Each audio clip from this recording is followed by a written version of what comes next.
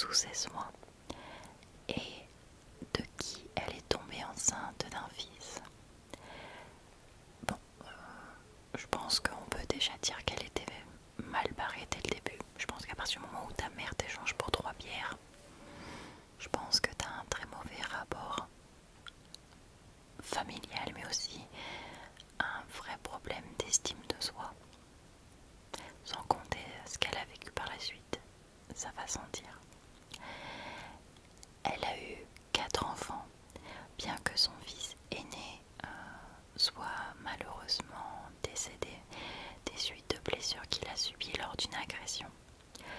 Avant son arrestation, Juana était lutteuse professionnelle sous le nom de la Dama del Silencio, la Dame du Silence. Elle avait un fort intérêt pour la lucha libre, une forme de lutte professionnelle masquée et d'origine mexicaine. On les voit souvent, enfin moi je sais que je suis souvent tombée sur des vidéos.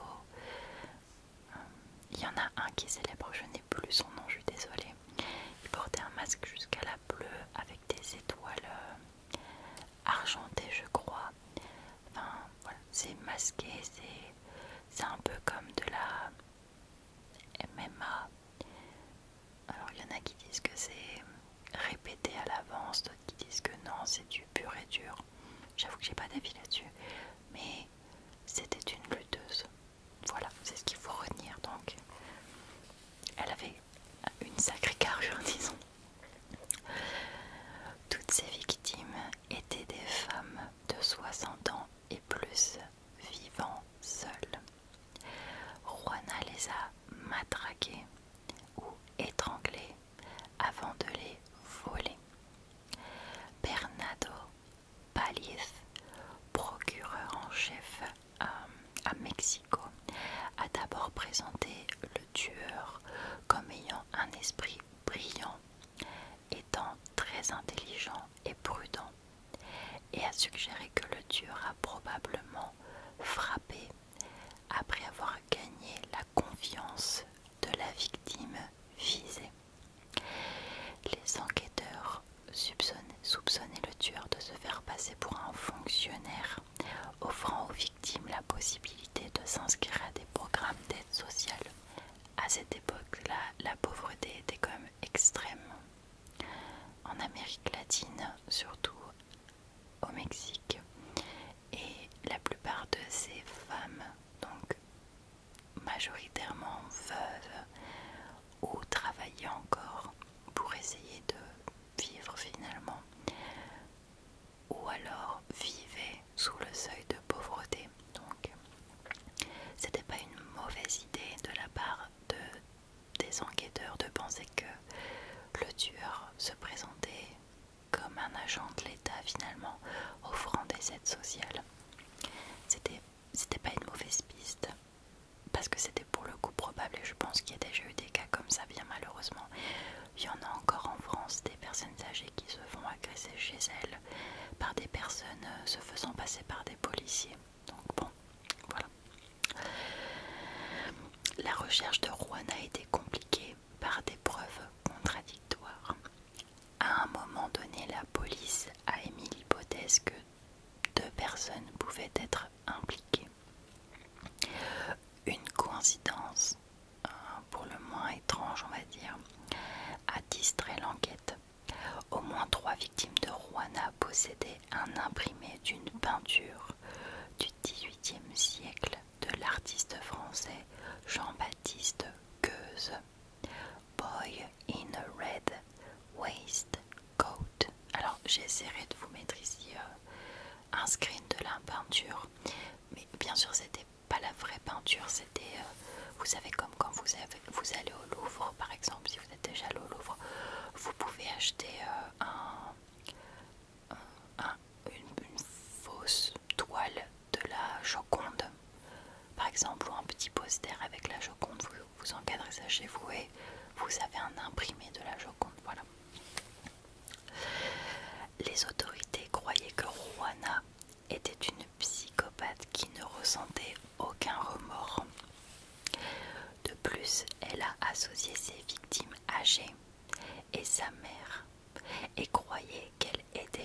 société en les tuant. Forcément, je pense qu'avec ce qui s'est passé dans sa tête, ça a été presque un automatisme de se dire toutes les mères sont mauvaises en fait. C'est probable qu'en tant que maman, elle essayait de compenser ça en tentant d'être présente pour ses enfants et de leur apporter le meilleur. Mais ça n'a pas cicatrisé en fait sa blessure d'enfant vis-à-vis de sa propre mère.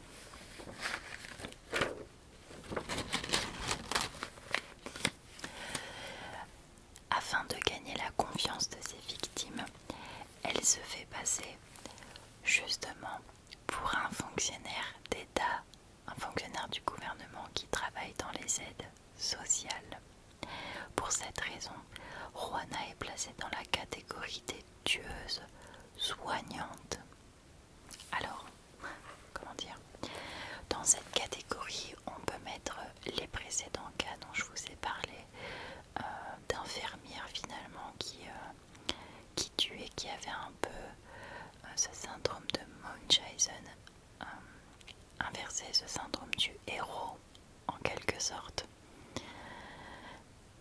Ça reste des tueuses, hein, d'où la terminologie tueuse, mais elles se font passer pour des bonnes âmes en fait. Et elles attirent la sympathie de ces victimes en se faisant passer pour des personnes qui veulent les aider et qui vont ou les soigner ou dans le cas de ces vieilles femmes leur apporter un soulagement financier pour leur permettre de mieux vivre. Presque comme des anges de la mort finalement. Enfin, moi je le vois comme ça. Voilà. Les autorités ont été sévèrement critiquées par les médias pour avoir écarté les preuves selon lesquelles un tueur en série était à l'œuvre à Mexico. En tant que sensationnalisme médiatique dès l'été 2005. Peu de temps après avoir mis en marche une enquête, la police a essuyé d'autres critiques en lançant ce qu'un journaliste a décrit comme une attaque maladroite et improductive sur les prostituées travesties de Mexico. En novembre 2005, les autorités mexicaines rapportaient des déclarations de témoins selon lesquelles le tueur portait des vêtements de femme pour accéder aux appartements des victimes. Et oui, c'est un détail qu'il ne faut pas oublier, c'est que Juana est une femme, ça va sentir, mais c'est une lutteuse professionnelle. Elle n'a pas une carrure dite féminine. Elle a les épaules développées, un dos musclé, des cuisses très dessinées, des bras musclés. Donc elle avait un corps d'homme, et c'est très bizarre de dire ça, et ne m'en voulez pas pour utiliser cette métaphore, mais elle avait un corps d'homme. Donc quand on décrivait la personne qui se rendait chez ses victimes en disant c'était une corpulence d'homme dans des vêtements de femme, forcément la police a commencé à chercher des hommes qui avaient l'habitude de s'habiller ou de se déguiser en femme, et ils ont orienté leur enquête vers les prostituées travesties. Voilà, donc les médias ont été super critiques, mais c'était pas bête en fait de chercher de ce côté-là. Aujourd'hui on sait qui était responsable de tous ces crimes, mais compte tenu des indices qu'ils ont eu, qu'ils avaient, cette piste était vraiment pas bête. Les médias descendaient la police, mais en attendant, leur enquête avait du sens. Et ça m'a rendu vraiment... Alors, ça m'a pas énervé, mais j'ai trouvé ça injuste de la part de la presse mexicaine de vraiment bâcher la police, parce que pour le coup, c'est l'une des rares enquêtes qui se dirigeait vers des pistes qui avaient du sens, aussi improbable soit-elle, ça avait du sens. Voilà, petit aparté, petit coup de gueule disons, qui ne sert plus à rien aujourd'hui, mais dans un cas, une grande femme au chemisier rouge a été maison d'une des femmes qui a été retrouvée malheureusement décédée à son domicile. 2 mois plus tard, la police a commencé à relever les empreintes ADN dans les morgues de la ville parce que les crimes s'étaient complètement calmés. Il n'y avait plus rien, plus un bruit, plus rien du tout. Et ils se sont dit, mais peut-être que cette personne s'est ôté la vie finalement, peut-être que cette personne est décédée parce qu'il y a tellement eu une recrudescence de crimes fut un moment et un calme plat sans qu'ils aient mis le doigt sur cette personne finalement, qui se sont dit, attends, peut-être que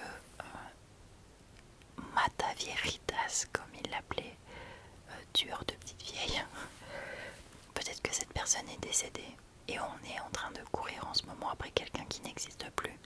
Donc ils ont commencé à fouiller dans la morgue pour prélever des empreintes vis-à-vis des indices qu'ils avaient déjà, la corpulence, peut-être la hauteur, etc. Le 26 janvier 2006, un suspect a été arrêté alors qu'il fuyait le domicile de la dernière victime du tueur en série. On lui avait ôté la vie en fait par étranglement avec un stéthoscope.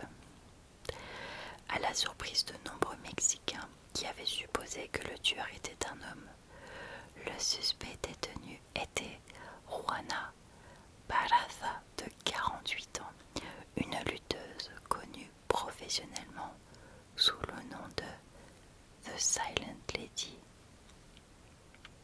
la dame du silence.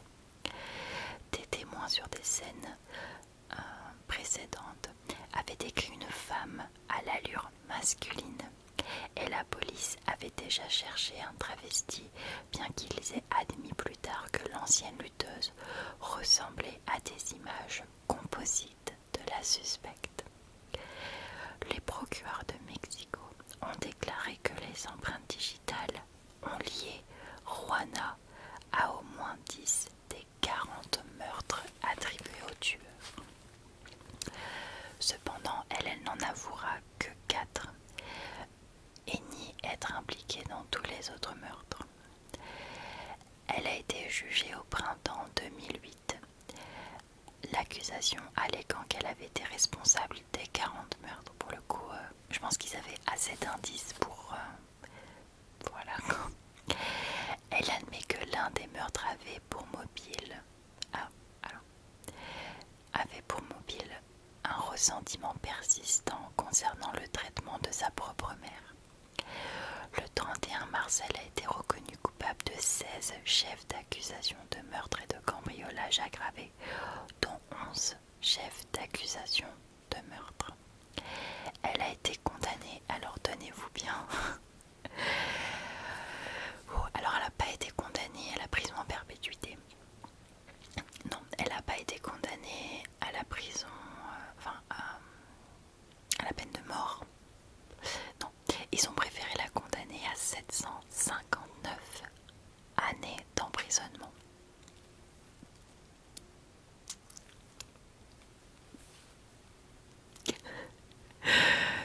Étant donné que les peines imposées par les tribunaux mexicains sont généralement purgées, mais que la peine maximale en vertu de la loi mexicaine est de 60 ans, elle purgera sa peine de prison finalement jusqu'au bout. Mais alors quand j'ai vu qu'elle a été condamnée à 759 années de prison, je dis ok, là on a... Pourquoi ne pas tout simplement dire prison à vie, quoi? Ça sert à quoi d'additionner 759 années? Vous vous doutez bien qu'elle va pas les faire, quoi. Elle en fera à peine 10%. Mais enfin bref. Écoutez, voilà, c'est tout. J'espère que cette vidéo vous aura plu. Elle est assez courte, on va pas se mentir. Il ne nous reste plus que 2 vidéos ASMR de l'horreur sur cette série des femmes tueuses. Et ensuite on va rentrer dans d'autres choses. Voilà, je ne spoil pas, mais on va aborder un nouveau thème un peu différent qui j'espère vous plaira tout autant. Et voilà. Merci beaucoup d'avoir regardé cette vidéo. Je vous fais de gros bisous. je vous dis